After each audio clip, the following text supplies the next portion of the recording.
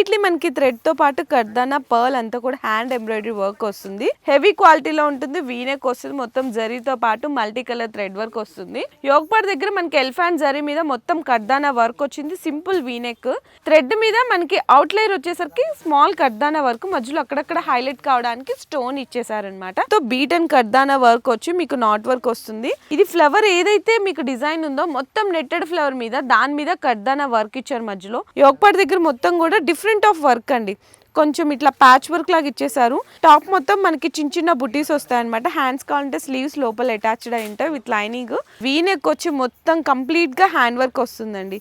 ఎంత హెవీగా ఉందో చూడొచ్చు. మనకి యోగ్ పార్ట్ దగ్గర చూసుకుంటే కంప్లీట్ గా మొత్తం కర్దానా హ్యాండ్ వర్క్ వచ్చేసింది. యోగ్ పార్ట్ దగ్గర అయితే మనకి చిన్న రౌండ్ నెక్ అయితే మనకి చిన్న ఇట్లా హ్యాండ్ వర్క్ ఇచ్చేసారనమాట. బెనారసి విత్ షిమ్మరు అండ్ మీకు డ్రెస్ లో చూస్తుంటేనే తెలిసిపోతుంది ఎంత బాగా షైన్ అవుతుందని. మొత్తం హ్యాండ్ వర్క్ అండి.